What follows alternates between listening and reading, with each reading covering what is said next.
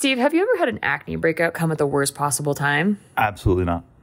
Oh, that was unexpected because you usually talk about your acne. That's weird. I think I blocked it out. My bad. Oh, okay. Well, I mean, I have definitely had an acne breakout. It usually comes during that time of the month. Like, I think I'm in the clear and then it's not in the clear. I also had a lot of acne in high school, and it's just the worst. And it's really hard to get rid of, and a lot of people don't understand it. But Apostrophe is here to help. Apostrophe is a prescription skincare company that offers science-backed oral and topical medications that are clinically proven to help clear acne. A lot of people don't know that it's not just what you put on your face, but also in your body. So yes, and also they connect you with a board-certified dermatologist who's going to create a personalized treatment plan that's perfectly tailored to your unique skin, and that's key because I always try to use all those topicals and all that stuff like that you get over the counter at the store, and none of that stuff worked for my unique skin because my skin unfortunately uniquely sucks. It's like no one understood you. It's like your skin was so misunderstood. Exactly. Yeah, well, Apostrophe does understand your skin because they have a board-certified dermatologist. They treat acne and they also help you hit your other skincare goals like reducing redness, wrinkles, and even dark spots. So today we have a special deal for our audience. You can save $15 off your first visit with a board-certified dermatologist at apostrophe.com/STDTY when you use our code STDTY. This code is only available to our listeners. So to get started, just go to apostrophe.com/STDTY and click begin visit. Then use our code STDTY to sign up. You get $15 off your dermatology visit. That's apostrophe.com/STDTY and use that code STDTY to get your dermatology visit and save $15. And we thank Apostrophe for sponsoring the podcast. Thanks, Apostrophe. Thanks, Apostrophe. Hello, welcome back to Shit They Don't Tell You. I'm Nikki Limo. Hello, and this is the show where we try something tasty and try to see if it works. See if it works. This is where we tell you some shit that they do not tell you, but we will, because we found out about it. To just eat things that have are plant based. That's not the show. That's a different show. So if you have any tips, podcast at Nikki.Limo.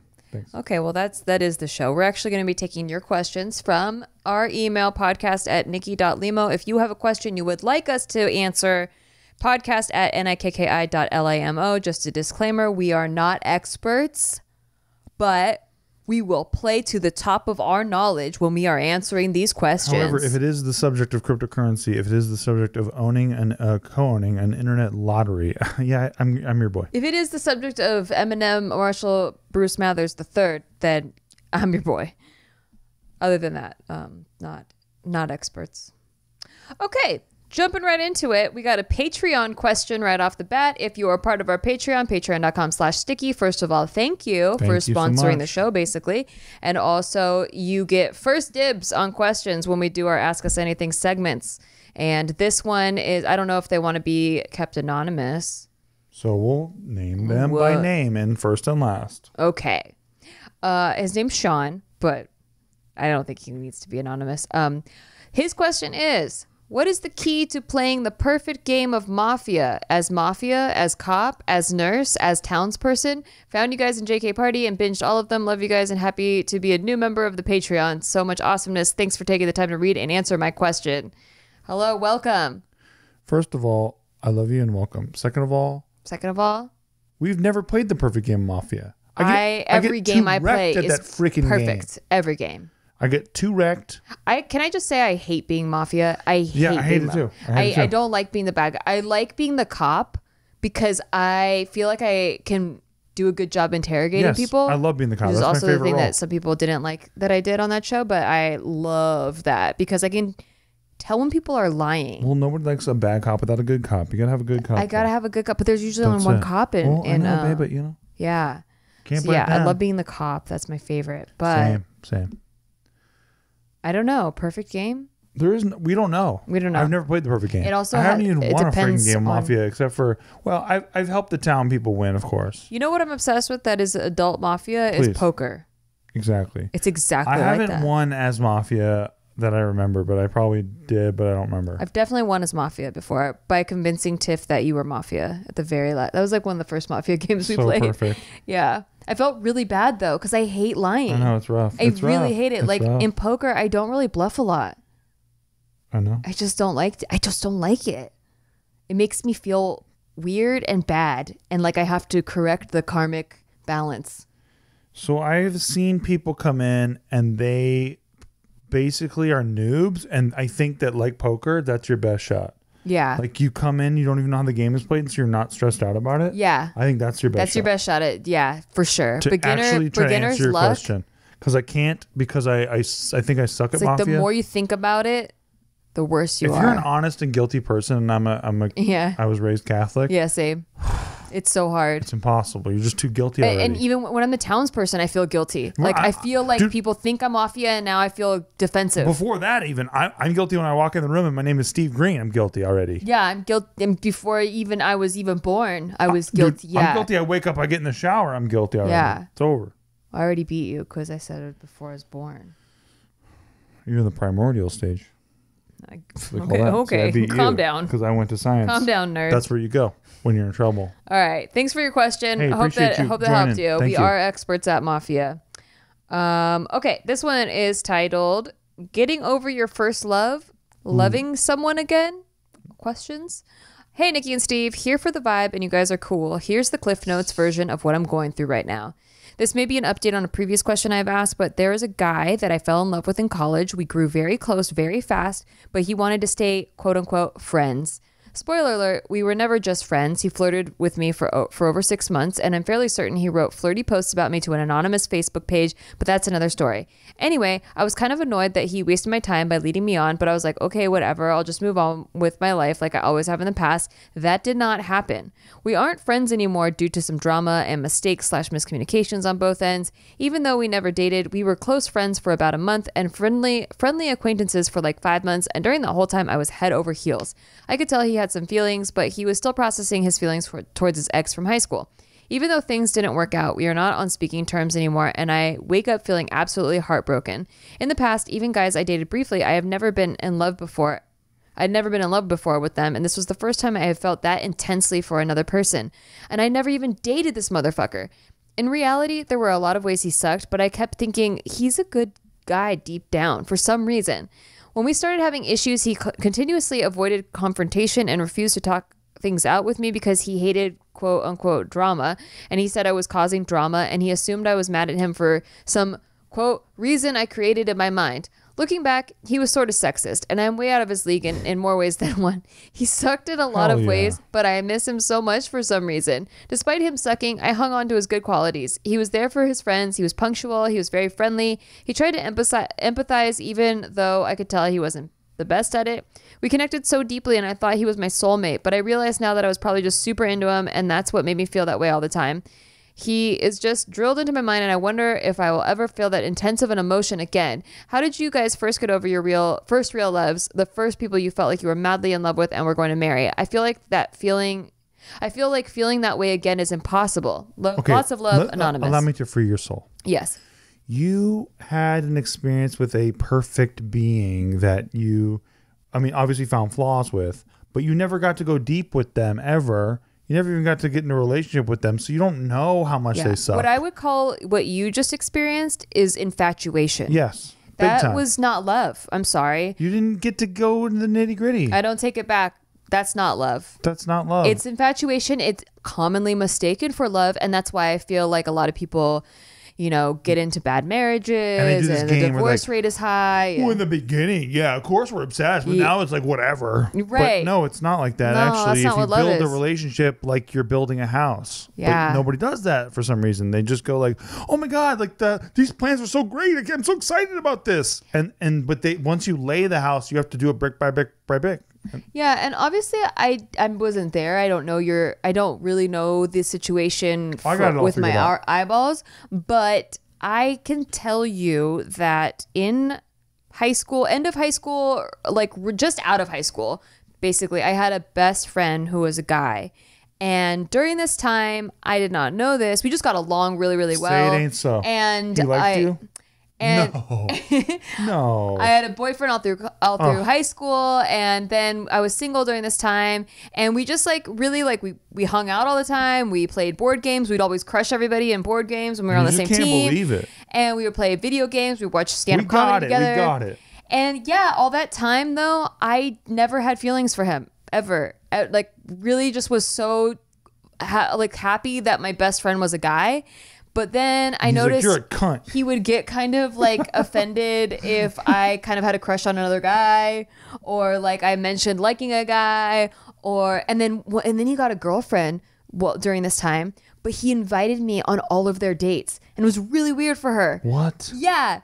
So anyway, what I'm trying to say is, I feel like you're on deck the whole time. I feel like in his mind, he probably felt like you, like, oh, I know she loves me back because there's no way I could feel this way about a person and then they don't love me back. But I really didn't have any feelings. I guess I could have been considered flirty, but in my mind, it was just because we were really good friends, you know? And so maybe you're just misinterpreting what you think is flirty, because if you guys have never hooked up, you've never dated, and you're blaming it on that he's still hung up on his ex, I don't think that's the case. Let me handle this for you. I don't think that's the case. This is a guy who just couldn't pull the trigger because he didn't know what the fuck was going on. He didn't know what to do about this. I've been there before. That's why I say that so confidently. He just didn't know that you kind of liked him. He thought, oh, this is pretty platonic. I don't want to sour that, but I really do like you. And then he kept you at an arm's length because he was scared of your ability to hurt him. And you think that you got all that from this message? Absolutely. I guess I didn't see the times. She says she's like obsessed with this cat. No, I know, but was he obsessed with her back? Yes. Wait, how do you know that? Look, okay, with it's guys, called unrequited love. Guys don't spend this much time with chicks like this if it's not for something else. I'm sorry, it doesn't happen. If guys want to hook up with you, they're gonna hook up with you. No, it doesn't even matter. Not all guys. Some guys aren't sure that it's time to take the shot, and they learn years later that it's time to take the shot. Two different perspectives. Like I said, I wasn't there, so I can't really say for sure for a fact, but I can say for sure for a fact that it ain't love. He didn't have the base level of confidence to pull the trigger with you. Sounds like you weren't sure either, and then there's a lot of resentment and regret because of that. That's what I think. Yeah, maybe. I think you're projecting a little bit from your life, because absolutely not. I went through this one time. Because, well, did you end up telling the girl that you hate drama and that she created drama in her mind? No, but there are guys out there who are insecure. Yeah. And who, by the way, when girls confront them about things, they go, you're just making drama up, but they're just using it as an out. Okay, but I'm saying if you liked someone that much, like, why would you do that?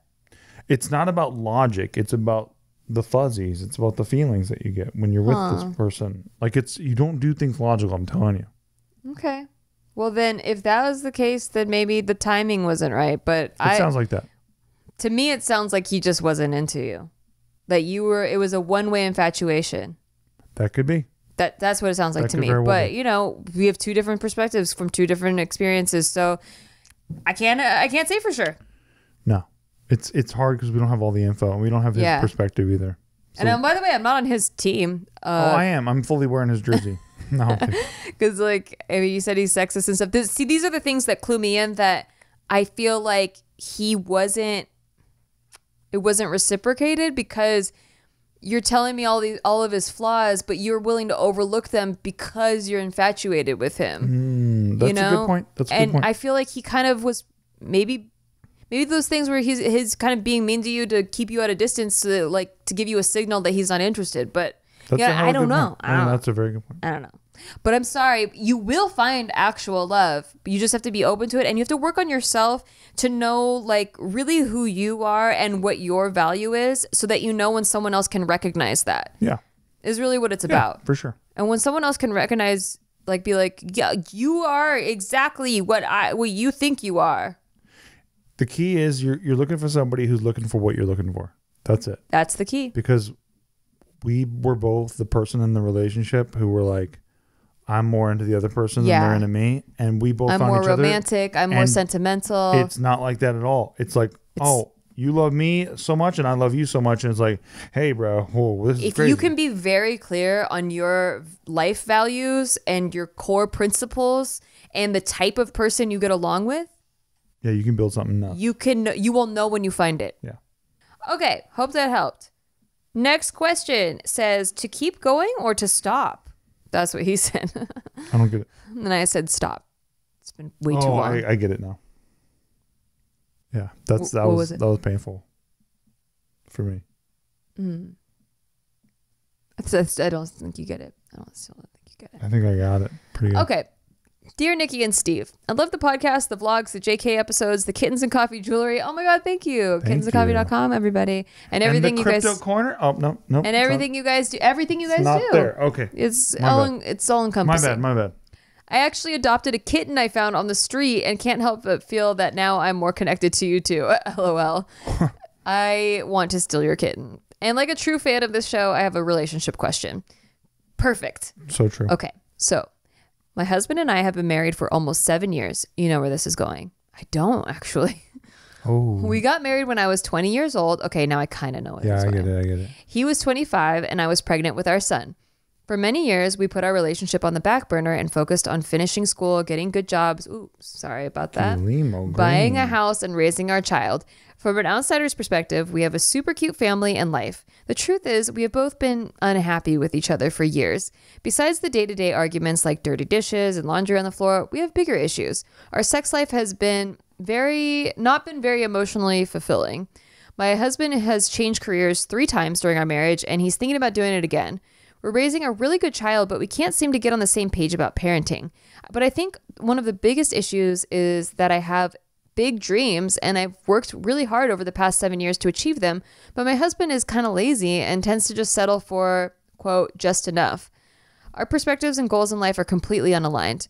Over the past months, we have been very open about our emotions towards the relationship. We decided to split up in May 2021, but we still live together. We have been sorting and separating our finances. We have even talked about how we plan on separating our assets. Even though we've both tried, we just haven't gotten the spark back. It feels like we're slowly moving towards divorce, and I don't know if I'm making the worst mistake of my life. He's a good man, but I'm not in love with him. Should I keep trying to make this work for the family, the kid, the financial freedom?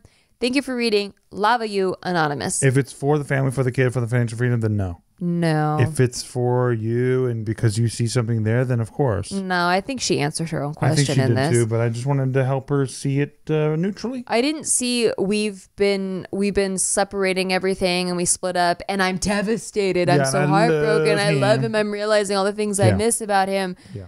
I didn't hear any of that. So it just doesn't. It seems like it's mutual. We've watched Avengers Endgame and we both cried when Black Widow died. Yeah, everyone did that. When you find someone at 20, it's just very rare that it works out. You don't know who you are yet at 20. And even if you do know who you are, your partner has a slim chance of knowing who they are. And so most likely you guys are going to grow apart, which it sounds like you have. Like you have big goals. He doesn't. He changes careers a lot. You like stability. You have different parenting. I mean, all the things you mentioned. And you didn't know any of that when you were 20 because you were 20 and you're kids and you don't know much about anything other than high school. That's like all you've lived with. But at least you got to build a family together. Yeah, I mean, that's fine. Like you'll learn more as you go. Like I'm not a parent, but you don't get a manual with parenting. Exactly. So I know how hard that is. And I'm sure if he is a good guy, you'll make great co-parents. Yeah. But you both deserve to be happy. And I think you guys are just going to drag each other down if you're not in love with each other and you don't really have the same core values. I mean, is he fighting for it? Doesn't sound like it. No. It doesn't sound like anybody's fighting for it. No one's fighting for it. If there's nobody fighting for it, then what are you fighting for? Exactly. Oh, that's such a good line. Can you write that down? No. Okay. Can somebody write that down for me? Don't write it down. Hey, Mark, can you write that down and email that to me? Put the pen down. Thank you, Mark.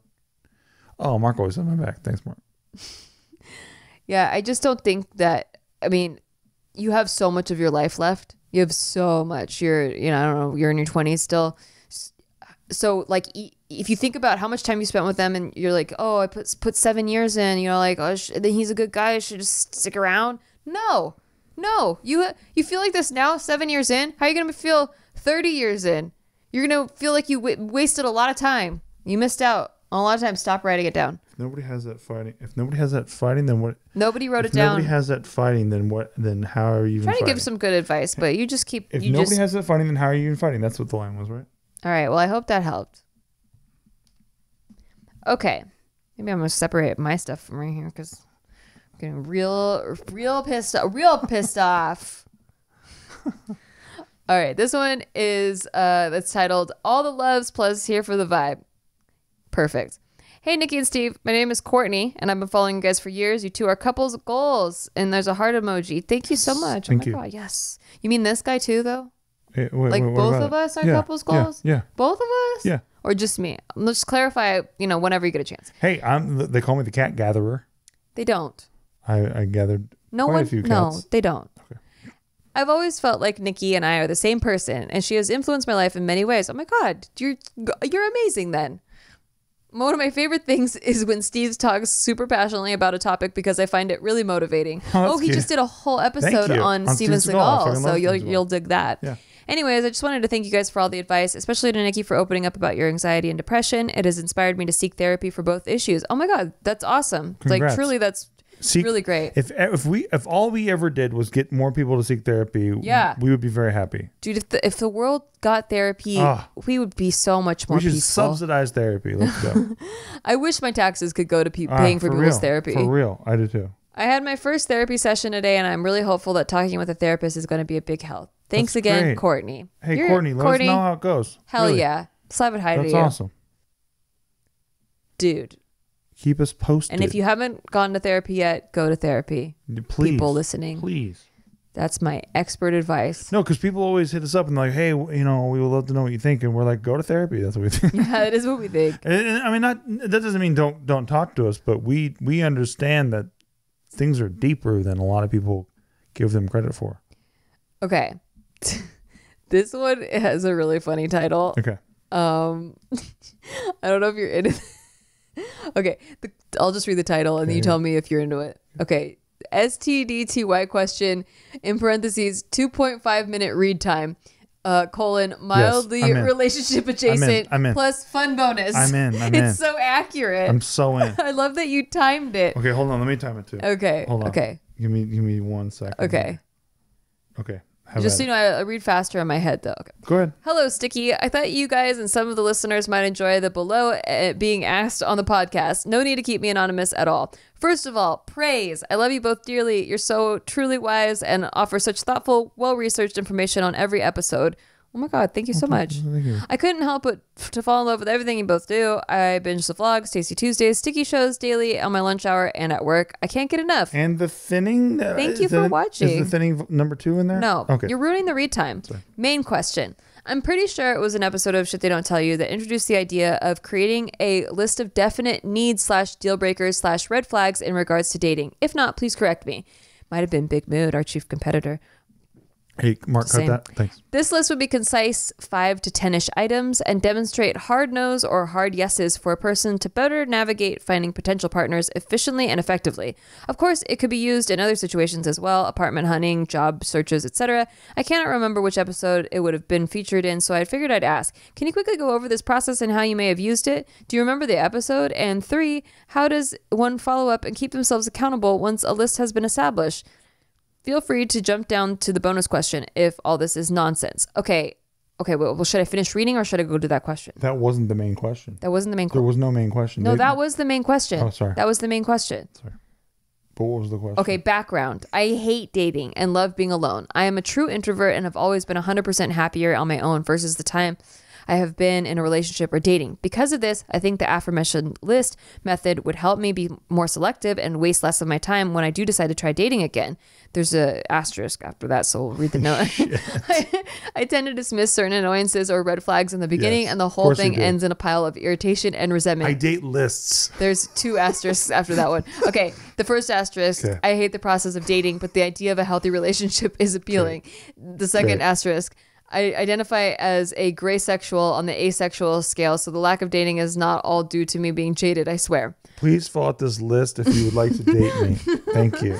Okay, bonus question. If you have time, or in case the first question is too blah. We got time for you. Oh, we got so much time. Okay.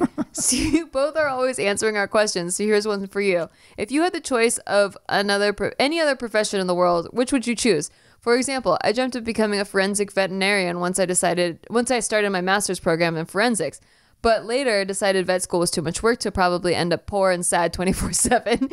If it wasn't so depressing, I may have reconsidered after building my resume post-grad. Thanks, Bianca. Bianca, that was 2 minutes and 41 seconds. Wow. Thanks to Steve Green interruptions. Mostly. Exactly. It would have been an accurate read. You have to time that, though, if you're going to do this. You got to time the thanking for the praise and the Steve Green interruption. Thank you very much. Okay. What would I do other than what we're doing right now? In all honesty, I think I would probably be doing something like programming-wise, Solidity for the blockchain, where I would try to take healthcare and make it affordable via cryptocurrencies. Like basically helping people have like more independence from our healthcare system using crypto. I would be a professional poker player. And so I was going more selfish. I don't want to help. I just want to help the world. She's trying to help people. I want to help the world. I was just trying to help myself. I would do charity because rounds. I'm like, well, I drink a Monster a day. I need healthcare. I would do tournaments. And Nikki's thinking about other people. And I'm thinking about how everyone would see me kill it. Like, Nikki's thinking about how she's really bad at poker, so she's going to be donating lots of money to a lot of people. Damn. That was sick though. Good burn. Thank you. No, I feel like I changed my, what would I be doing if I wasn't this thing in my head all the time? Like, you know, last year I was like, maybe I want to start a hedge fund. And then I was telling Steve that my retirement dreams are just to do all my crafts and sell my wares at farmers markets. Yes. Like live in a beach town, make candles, sell them at farmers markets. And just, you know, and I don't really need the money. Like I'll just be like one of those people that has lots of money that you wouldn't know because they dress like garbage. And I would just sell my candles and I'd have little things for the kids. And I would have like my personal favorites and I would talk about them to anyone that would listen.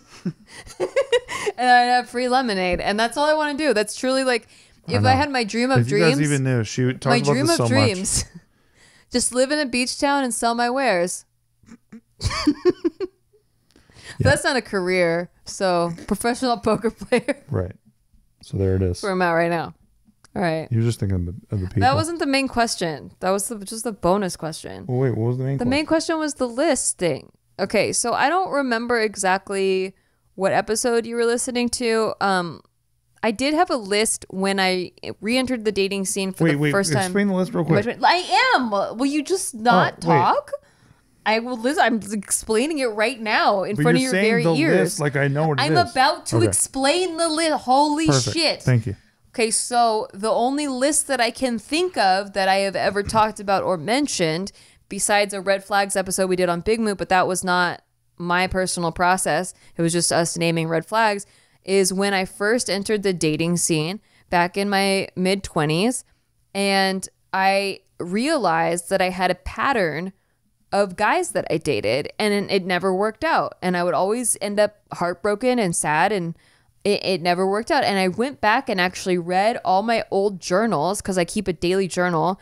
And I went back like 5 years and I was having the exact same relationship problems with a different dude. And so I was like, shit, you know, maybe I'm the problem. Maybe I need to fix something, like set standards, like maybe I need to get very specific on the type of guy that I want to date. And so I sat and I made a list of all the qualities that I'm not willing to settle on. Like this person has to have these qualities and they cannot have these red flag qualities. Can I just say though, I think that this person's problem is too many lists. Maybe, but maybe she could find someone with also that likes lists. Yeah, I know, but sometimes you got to just say fuck it a little bit and just experience life a little bit so you know exactly what you want and not what you think you want first. Definitely experience life first. That's all. Okay, so I wouldn't have known what to put on the list if I didn't experience what I didn't like first. That's what I'm saying. And there were certain aspects, obviously, with those guys that I did like, you know? So I would pick and choose like, oh, well, I really liked this from this guy, but it wasn't enough to compensate for all of the negative things that happened. You got to stop planning your life. You really do. That's all. I don't know if you said how old you are. But I think that based on the way that they, gave us this information and the way that they categorized it, by the way, very neat, very tidy, all that stuff. But you're trying to plan your life out, and you got to stop that, especially when it comes to relationships. Okay, one key information point that you put in the background is that you love being alone and that you've always been happy on your own versus the time you've been in relationships or dating. Okay, here's the thing. So I love being alone. What your potential partner should give you is like, it shouldn't take away from the happiness you feel when you're alone. Yes. It just adds to it. Yes. So I still get to be alone. Mm-hmm. I'm alone a lot of the day and a lot of the week, and it's great. I recharge, and then I get to spend quality time with my partner later. So we'll have a day or date night, or we'll have like, oh, you want to watch Survivor tonight or whatever. Yep. And I know in my mind that that's happening later, and it just adds to my life. And I love his company. And we look forward to it. Because of that, because we have those set things that we do that give you time to recharge. Yeah. It enriches my life, and it doesn't take away from it. And that's what you need as a partner that doesn't drain you, but actually adds to your life. And she maybe wouldn't have known that had she not experienced me. And so I'm just saying, like, I think that it's good to not plan your shit and just go find people and build figure your out what you boundaries like and don't like. Yes. Yeah, exactly. Yes. Because you're never going to know if you don't. No way. You will narrow it down later, but how can you start if you're narrowing it down already? That's why they have samples at Costco at Trader Joe's, because you don't know what you don't know. And Home Depot and Lowe's. You could love it. You could hate it. They've got color swatches. And you take it home. If you love it, you just buy it. They usually have it right there. Hey, why do they let you take it home? Oh, so you can put it up on the wall with your light conditions and see if it works for you, right? Yeah. You don't get to just check it out in the store under their halogen bulbs. No one has those kinds of lighting conditions. No one has that. And thank God. Thank God for that. It'd be a drugstore in every single home. So yeah, it's customized to you. Isn't that beautiful? Maybe that's a person that would fit in some other person's home. Maybe not your home. But maybe they fit in a lot of homes. If you were a paint swatch color, what would you be? Rouge. Really? Oh, yeah. I paint you as more of a blue person because you're always wearing blue. What color is rouge again? Well, your last name's green. Why would you pick rouge? This is like rouge. I didn't even know. I literally just I went to my tree. Did it subconsciously go into your mind? No. I just went to my tree. You just wanted to say rouge. You didn't even know what color it was. We can go to break. I wish I said it's not even a color. You should have. I wouldn't have known. All right, we're going to go on a break, but when we come back, we have more of your questions. Thank you for asking them. My tree is an improv reference. I'm sorry. It's where I stack things that I've heard or seen Nobody lately. cares. And I apologize. I don't forgive you. Steve, have you ever had an acne breakout come at the worst possible time? Absolutely not. Oh, that was unexpected because you usually talk about your acne. That's weird. I think I blocked it out. My bad. Oh, okay. Well, I mean, I have definitely had an acne breakout. It usually comes during that time of the month. Like, I think I'm in the clear, and then it's not in the clear. I also had a lot of acne in high school, and it's just the worst. And it's really hard to get rid of, and a lot of people don't understand it. But Apostrophe is here to help. Apostrophe is a prescription skincare company that offers science-backed oral and topical medications that are clinically proven to help clear acne. A lot of people don't know that it's not just what you put on your face, but also in your body. So yes, and also they connect you with a board-certified dermatologist who's going to create a personalized treatment plan that's perfectly tailored to your unique skin, and that's key because I always try to use all those topicals and all that stuff like that you get over the counter at the store, and none of that stuff worked for my unique skin because my skin unfortunately uniquely sucks. It's like no one understood you. It's like your skin was so misunderstood. Exactly. Yeah, well, Apostrophe does understand your skin because they have a board-certified dermatologist. They treat acne and they also help you hit your other skincare goals like reducing redness, wrinkles, and even dark spots. So today we have a special deal for our audience. You can save $15 off your first visit with a board-certified dermatologist at apostrophe.com/STDTY when you use our code STDTY. This code is only available to our listeners. So to get started, just go to apostrophe.com. STDTY and click begin visit. Then use our code STDTY to sign up. You get $15 off your dermatology visit. That's APOSTROPHE.com/STDTY and use that code STDTY to get your dermatology visit and save $15. And we thank Apostrophe for sponsoring the podcast. Thanks, Apostrophe. Thanks, Apostrophe. And we're back on the Shit They Don't Tell You podcast. I'm Nikki Limo, and we're going to answer more of your questions.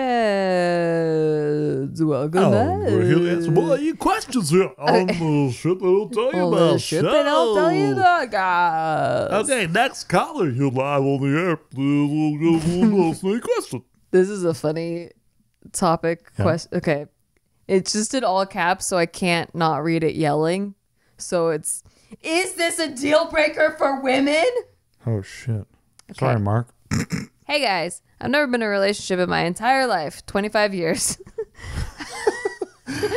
Great. Open with the Great brag, intro. why don't you?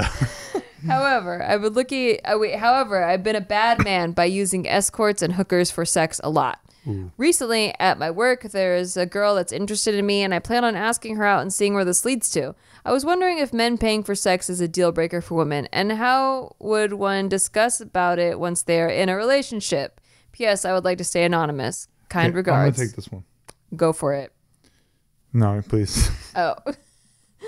Like, how could I possibly? I just feel like it's a case by case. Every woman's different, If so I you used can't hookers just. before we got together. That's a case by case basis. Okay. So yeah, for me, I would probably. I don't know if it'd be a deal breaker. I'd have to get to know you first. Like I don't think your past defines who you are now. I also, I think sex workers I have a lot of sex worker friends. I'm not a lot, but like I have a few sex worker friends. And so I'm not like going to shame sex workers. And, Same. But I have to say, I had an ex who might as well have been a hooker. What do you think of that? What? Yeah, she might as well have been a hooker. Okay. From as much as she got around. Oh, okay. Yeah. Got it. So what do you think of that part? How do you judge me now? I don't know how to answer that. Okay. Wow. You're very open-minded and cool. Thank you. Yeah. All right. So back to this person's question. I don't think I would bring it up right away if that's what you're asking. Yeah. Like I think that's kind of a way to scare somebody off. But if you guys are gelling and you guys end up becoming something, more serious, obviously get tested. Make sure you get tested before you engage in any sort of intercourse. Be safe, please. But if you guys end up developing serious feelings for each other, I don't know if it would be a deal breaker. This is why Shit They Don't Tell You officially believes that hookers should be regulated. Mm-hmm. Because then you don't have to worry about the STD thing. Yeah. That would be a non-issue. Yeah. I don't think it should be illegal. I think it should be. That's what I'm saying. Yeah. Like they have in other countries. So that's what we wish for, but hey, we don't make the laws here. Sure don't. If we did, there'd be a lot less taxes. Am I right? Hey, a lot more hats too. A lot more hat wearers out there. I think I'd make it cool to wear hats again. Yep. Is it not cool to wear hats? It would be mandatory in some states. Mandatory? Yep. Okay, well, I'm not voting for you. Please consider me. Thank you. But yeah, I think approach it. Use your best instincts. I guess my thing is, why would you bring it up? Well, I think it's important to be honest and transparent. open. No, that's good. But not right off the bat. Right. Like, no one's bringing out all their skeletons right off the bat.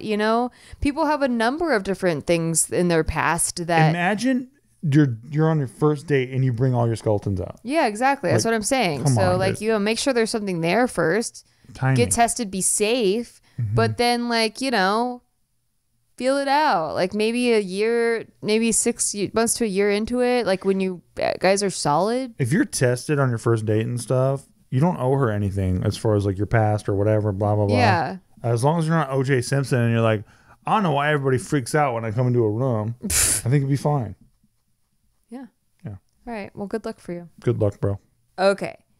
All right. For the next question. This one's titled, How do I stop craving men's validation?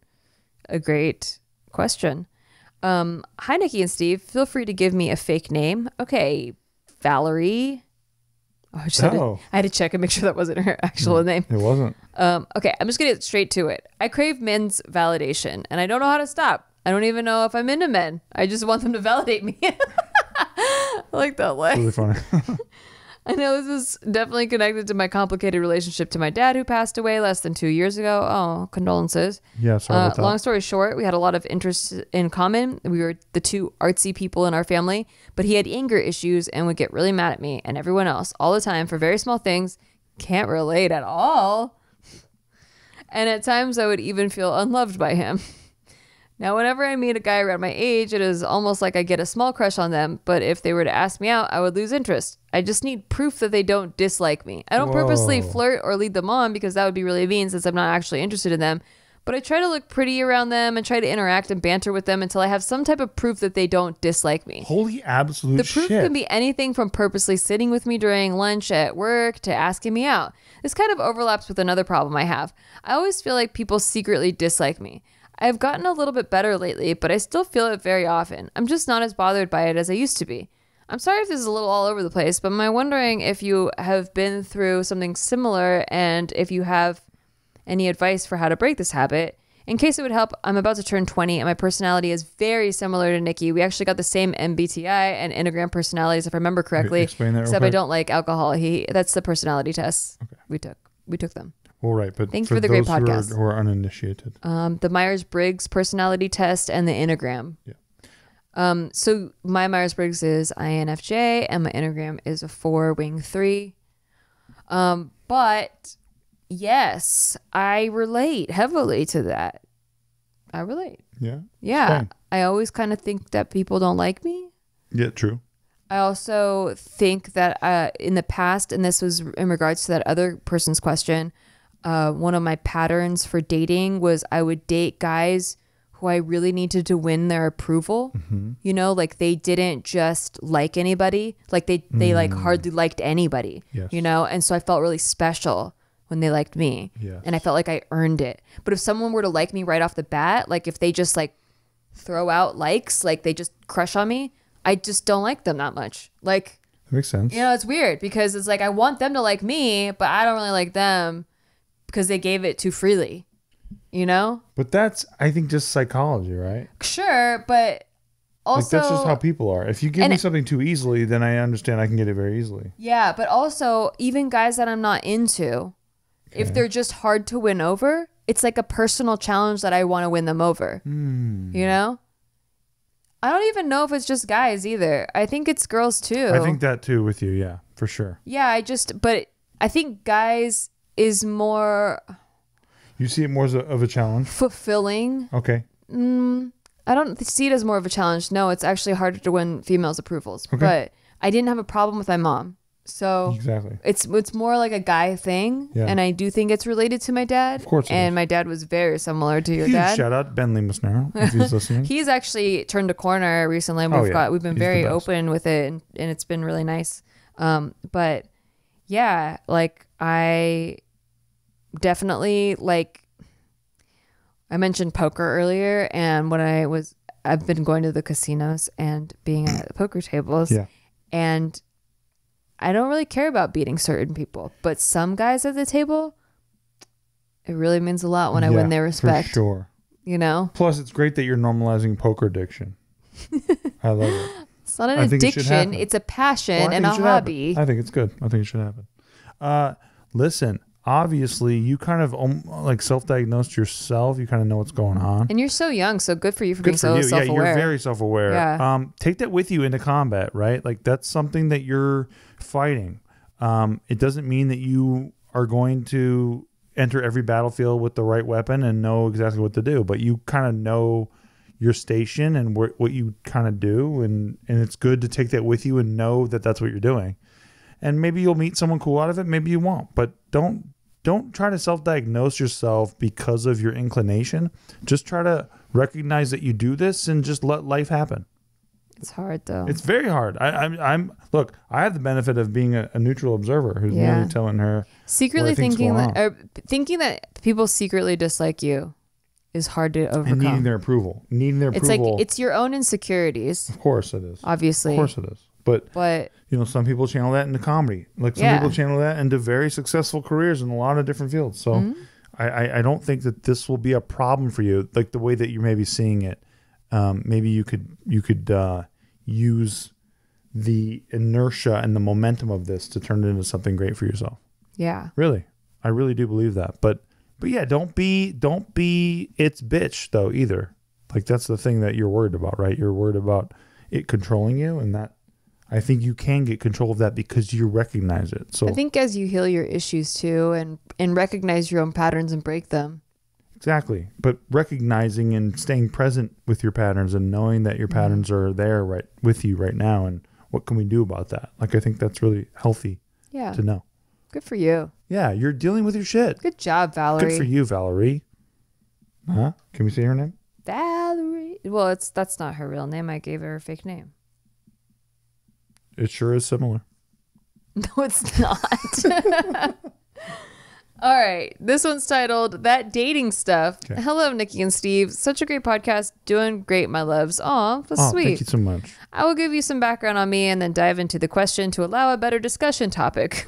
I like how you preface this. Yeah. So, I am in my early 20s and I have been living on Montreal on my own. Hey, we've been there. Shout out. We've been there a few times. Huge shout out. Huge shout out. I have really loved the city, and moving here has changed me greatly. I meet a therapist at one point because I felt my life was not all that it was and I was missing something. I got diagnosed with social anxiety and have been working on it a lot. I know with the pandemic it was hard at some point to socialize, but I joined a women's collective for art. I even went to campus to make work. I contacted friends of mine and have been more open about it, taking classes I want to take and planning on French stuff and taking action on the career I want, which is a creative direction, and moving to a new neighborhood and made friends there. I will say I made a lot of work. Old me would have been more afraid, and I feel I'm getting better. The only department I want to tackle is dating. I've been reading and learning more about seduction, but I think the ideal partner stuff. The thing I keep running into is the guy I found out either has a girlfriend, or due to my anxiety and lack of sacredness, I would kind of fuck it up somehow. Or the guys are dismissive and I waste my time on dudes who I never would be in a relationship with. Super sad thing. I met a guy at set, and honestly, he's a super dope dude, and we had a bit of chemistry and laughing happened.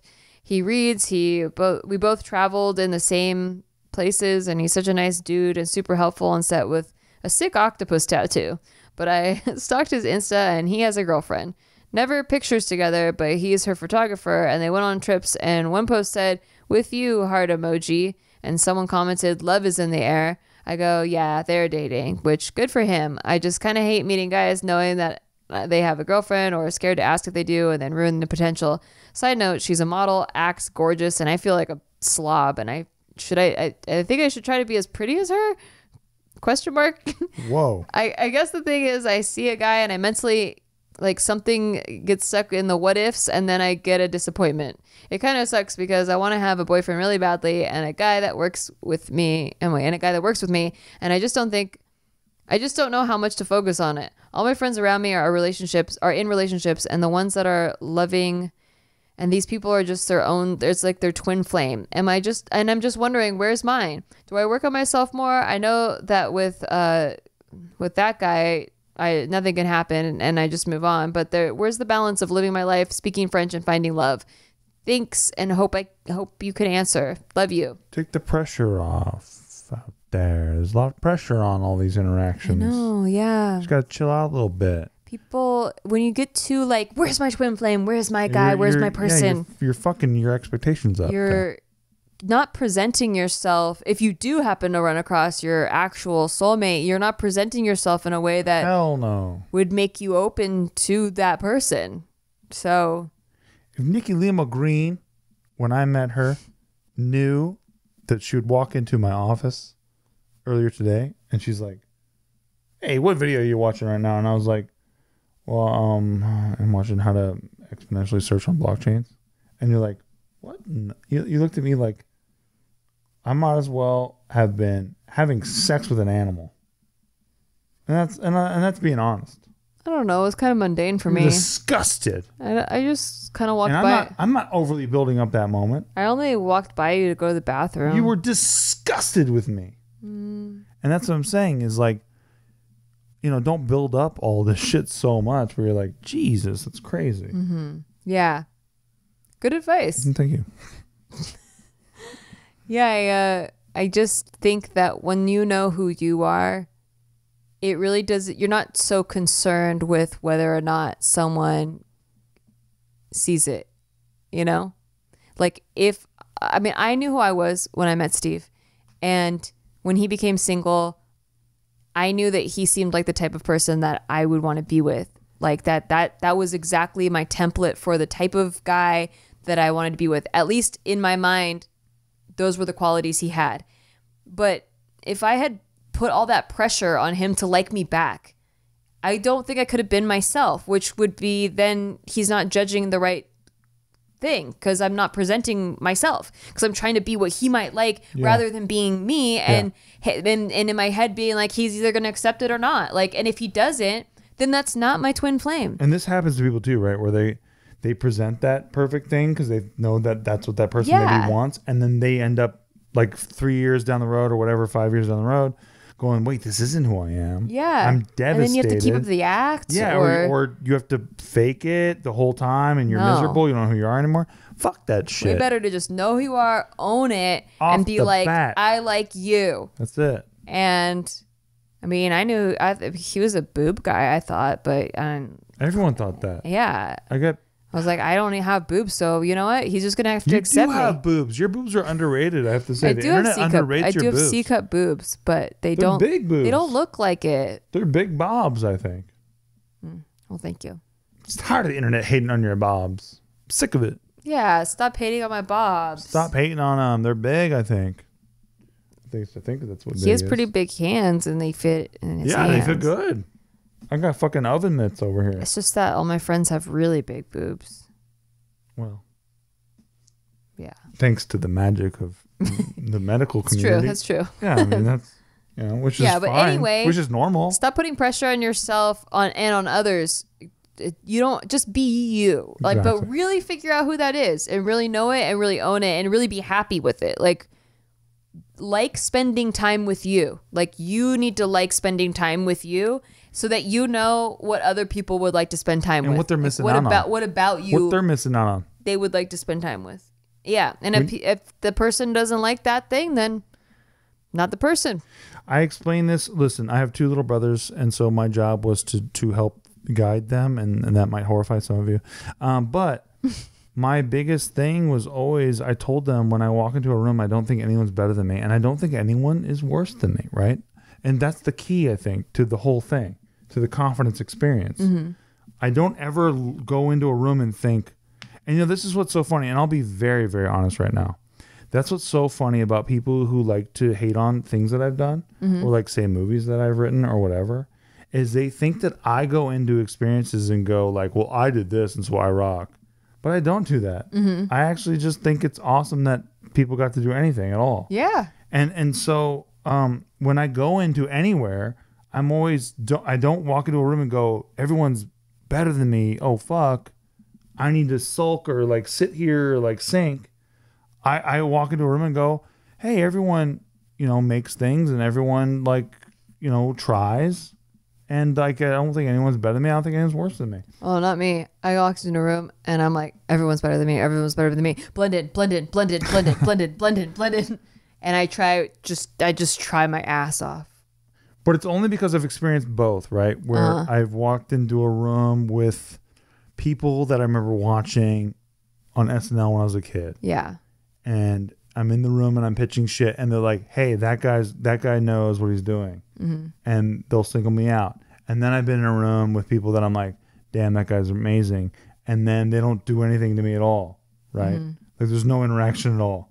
And so I'm like, you have to find that thing. Totally. You have to find that little, like, why I matter in these rooms. And usually I find that the times that I've felt that way is just because I wasn't confident in the level that I was at. It's not that I thought they were intrinsically better than me. Yeah. It's just that I felt like they were more experienced or had more of the things that I aspire to have. Well, listen, a great director died today. His name's Richard Donner. He directed Superman. He directed like the Christopher Reeve Superman movie.